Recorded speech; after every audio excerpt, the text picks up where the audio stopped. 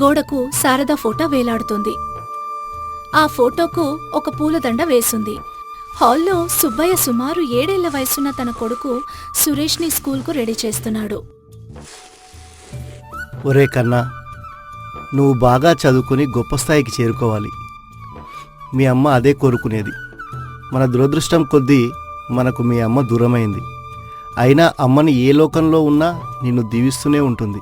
అలాగే నాన్న, నేను బాగా చదువుకొని పెద్దవాడిని అవుతాను. Very good. పద, నిన్ను స్కూల్లో దిగబెట్టి నేను ఆఫీస్కి వెళ్తాను. సుబ్బయ్య, సురేష్ ఇద్దరూ ఇంటి నుండి బయటకొచ్చారు. ఇద్దరూ రోడ్డు మీదకు చేరుకున్నారు. ఇలా ఇద్దరూ నడుస్తుండగా సుబ్బయ్య పొరుగింటివాడైన వెంకట్రావు ఎదురయ్యాడు. ఏరా బావా, వీణ్ణి స్కూల్కి తీసుకెళ్తున్నావా? అవును బావా. ఏంటోరా, శారద దూరమైనా ఆ దేవుడే నీకు గుండె నిబ్బరాన్ని ఇచ్చాడు. ఎంతో ఓపిగ్గా వీణ్ణి రెడీ చేసి స్కూల్లో దిగబెట్టి నువ్వు ఆఫీస్కి వెళ్ళిపోతున్నావు. ఏం చేస్తాం బావా, నా గుండెకు గాయమైనా వీణ్ణి చూసుకోవడానికి ఉన్నది నేనొక్కడినే కదా. అందుకే ఇంకో పెళ్లి చేసుకోరా బావా అంటే వినవు కదా. భార్య స్థానంలో మరో భార్య రావచ్చు బావా, కానీ వీడికి కన్నతల్లిలా చూసుకునే అమ్మ వస్తుందా? సాయంత్రం ఇంటికొస్తాను బావా, నీతో కాస్త మాట్లాడాలి. అలాగే బావా. ఒరే అల్లుడు, బాగా చదువుకోరా. అలాగే మామయ్య. సురేష్ పడుకుని నిద్రపోతున్నాడు. సుబ్బయ్య వాడి తలపై ప్రేమగా నిమిరి దుప్పటి కప్పి వెళ్లి లైట్ స్విచ్ ఆఫ్ చేశాడు. టేబుల్ ల్యాంప్ ఆన్ చేసి పుస్తకం చదువుకుంటూ కూర్చునున్నాడు. అంతలో కాలింగ్ బెల్ మోగడంతో లైటు వేసి వెళ్లి తలుపులు తీశాడు సుబ్బయ్య. ఎదురుగా వెంకట్రావు. రా బావా, సాయంత్రం వస్తానన్నావు కాబట్టి ఎప్పుడొస్తావా అని చాలాసేపు చూశాను. వాడిప్పుడే పడుకుంటే ఇదిగో దుప్పటి కప్పి కాసేపు చదువుకుందామని వెళ్ళి కూర్చున్నాను. పని మీద కాస్త బయటికెళ్ళాను బావా, అక్కడే లేట్ అయిపోయింది. ఒరే బావా, శారద నా చెల్లెలు కాకపోయినా నన్ను సొంత అన్నయ్యలా భావించేది. ఆప్యాయంగా అన్నయ్య అని పిలిచేది. తను మనకు దూరమవడం మన దురదృష్టం అనే మాట వాస్తవమే అయినా అలాగని బాధపడుతూ కూర్చోవడం తగదురా. ఆ పసివాడిని ఓ ఆడమనిషి అయితేనే సరిగ్గా చూసుకోగలుగుతోంది. కానీ వాణ్ణి కన్న కొడుకులా చూసుకునే ఆడమనిషి ఎక్కడ దొరుకుతుందిరా బావా? ఆ విషయం నాకు వదిలేయి. నాకొక ఆలోచన ఉండడం వల్లే నేను ఇంత నమ్మకంగా మాట్లాడుతున్నాను. సరేరా, సురేష్ సంతోషంగా ఉండగలుగుతాడంటే నేను ఏం చేయడానికైనా రెడీ. మా అత్తయ్య కూతురు అరుంధతికి ఇంకా పెళ్లి కాలేదు. చాలా మంచి అమ్మాయి. కానీ ఆల్రెడీ పెళ్ళై తండ్రైన నన్నెలా పెళ్లి చేసుకుంటుంది? మా మామయ్యకు పెళ్లి చేసే స్తోమత కూడా లేకపోవడం, అది పెద్దగా చదువుకోకపోవడం వల్ల సంబంధాలు రావడం కష్టతరమైంది. ఓకేరే బావా, నువ్వేమీ భయపడకు, అంత సవ్యంగానే జరుగుతుంది. Good night. గుడ్ నైట్ రా. వెంకట్రావు వెళ్లి తన అత్తయ్య కూతురైన అరుంధతితో సుబ్బయ్య గురించి చెప్పాడు. మంచానికి పరిమితమైన తన తండ్రి రమణయ్యను తండ్రిలా చూసుకునేవాడొస్తే తనకే అభ్యంతరము లేదని అంది అరుంధతి. సుబ్బయ్య మీద తనకు పూర్తి నమ్మకముందని, పెళ్ళయ్యాక రమణయ్యను సుబ్బయ్య కన్న తండ్రిలా చూసుకుంటాడని అరుంధతికి చెప్పి పెళ్లి కొప్పించాడు వెంకట్రావు.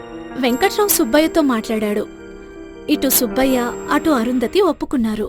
ఒక దేవాలయంలో అరుంధతి, సుబ్బయ్య దండలు మార్చుకోవడంతో సింపుల్గా పెళ్లి జరిగిపోయింది. అరుంధతి తండ్రి రమణయ్యను ఒక వీల్ చైర్లో సుబ్బయ్య ఇంటికి తీసుకొచ్చారు. కాలక్రమంలో అరుంధతి, సుబ్బయ్యలకు ఒక కొడుకు కలిగాడు. వాడికి సుశాంత్ అని పేరు పెట్టి అల్లారు ముద్దుగా పెంచుతున్నారు. అప్పటి వరకు సురేష్ని కన్న కొడుకులా చూసుకున్న అరుంధతిలో మార్పొచ్చింది. పని మనిషిని పని మాన్పించేసి సురేష్ చేత ఇంటెడు చాకరీ చేయించడం మొదలుపెట్టింది అరుంధతి. కాని సుబ్బయ్య ముందు మాత్రం సురేష్ని ముందులాగే చూసుకుంటున్నట్టుగా నటిస్తుంది. సురేష్ ఇంటి పనులన్నీ చేస్తున్నట్టుగా సుబ్బయ్యకు తెలియకుండా జాగ్రత్త పడుతుంది. తన తండ్రిని, కొడుకుని చూసుకునే క్రమంలో అసలు సురేష్ని పట్టించుకోవడం లేదు. ఒకరోజు ఉదయం సుబ్బయ్య సురేష్ని స్కూల్లో వదిలి వెళ్లాడు. కాని వాడికి జ్వరం రావడంతో మధ్యలోనే ఇంటికొచ్చేశాడు. అదేంట్రా మధ్యలోనే వచ్చేశావ్? జ్వరంగా ఉండడం వల్ల మాస్టర్ గారే పంపించేశారమ్మా. నోర్ముయ్, అమ్మాయి ఏంట్రా? నువ్వేమైనా నా కడుపును పుట్టావా? ఏదో మీ నాన్నకు తెలియకూడదని ఆయన ముందు అమ్మ అని పిలిచినా ఏమనట్లేదు. అయినా స్కూల్ ఎగ్గొట్టే వచ్చిందిగాక కథలు చెప్తున్నావా? నిజంగానే నాకు జ్వరం ఉంది. వేలడంత లేవు, స్కూల్ ఎగ్గొట్టిందే కాక అబద్ధాలు చెప్తున్నావా? సురేష్ చెంప చెల్లుమనిపించింది అరుంధతి. సురేష్ ఏడుపు లక్కించుకున్నాడు. వెదవా, మీ నాన్నొచ్చాక ఈ విషయం చెప్పావంటే తోలు తీస్తాను. సురేష్ లోపల గదిలోకి వెళ్ళిపోయాడు. కూర్చుని బాగా ఆలోచించాడు. ఒక పేపర్ పెన్ను తీసుకుని ఏదో రాసి టేబుల్పై తండ్రి పుస్తకాల మధ్య ఆ లెటర్ని పెట్టి ఇంటి వెనక వైపు నుండి ఎక్కడికో వెళ్ళిపోయాడు. ఆ రోజు సుబ్బయ్య ఇంటికొచ్చేటప్పటికి బాగా లేట్ అయింది. అప్పటి వరకు సురేష్ గురించి అరుంధతి పట్టించుకోలేదు. అరు, సురేష్ ఏడి? అబ్బో, రాగానే చిన్న కొడుకును పట్టించుకోక పెద్ద కొడుకు గురించి అడుగుతున్నారేంటి? అబ్బే, అదేం లేదు అరు. ఇద్దరూ సమానమే. రాగానే వాడు హాల్లో కనబడతాడు గదా అని అడిగాను. సుబ్బయ్య లోపలి గదిలోకి వెళ్లి బట్టలు మార్చుకుని లుంగి కట్టుకుని ఒక పుస్తకాన్ని చేతిలోకి తీసుకున్నాడు. దాని కింద సురేష్ దాచిన లెటర్ కింద పడింది. ఇదేంటబ్బా అనుకుని తీసి మడత విప్పిన సుబ్బయ్య, నాన్నా, నాకెందుకో అమ్మ బలంగా గుర్తొస్తోంది. మీ కళ్ళ ముందు నేనుండి బాధపడుతుంటే మీరు బాధపడాల్సొస్తుంది. నేను మీకు దూరంగా వెళ్తానని చెప్తే మీరు ఒప్పుకోరు. అందుకే మీరు లేనప్పుడు వెళ్తున్నాను. తప్పుగా అనుకోకండి. ఏదైనా పని చేసుకుంటూ గవర్నమెంట్ స్కూల్లో చదువుకుంటాను. వీలైనప్పుడల్లా మీకు ఉత్తరాలు రాస్తాను, ఫోన్ కాల్స్ చేస్తాను.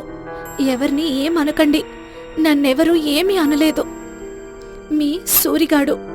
లెటర్ చదవడం పూర్తి చేసిన సుబ్బయ్యకు విషయం అర్థమైంది. తను లేనప్పుడు అరుంధతి సురేష్ని ఏ విధంగా చూస్తోంది? కళ్లకు కట్టినట్టు కనిపించింది. ఏం చేయాలో బాగా ఆలోచించాడు. ముందు గదిలోకి వచ్చి చూస్తే సుశాంత్ ఒక్కడే ఆడుకుంటున్నాడు. సుబ్బయ్యకు ఆలోచన వచ్చింది. వెంటనే వాణ్ణి ఎత్తుకుని వెంకట్రావు ఇంటిలోకి వచ్చాడు. ఒక్క నిమిషం వీణ్ణి ఎత్తుకో బావా. విషయమేంటో నీకు తర్వాత చెప్తాను. కాస్త చిన్న పని ఉంది. వీడు నీ దగ్గర అయితే చక్కగా ఆడుకుంటాడు. భలే వాడివే బావా, ఎంచక్కా ఆడిస్తాను. నువ్వు వెళ్ళిరా. సుబ్బయ్య తిరిగి ఇంటికి వచ్చాడు. అరుంధతి అటు ఇటు వెతుకుతుంది.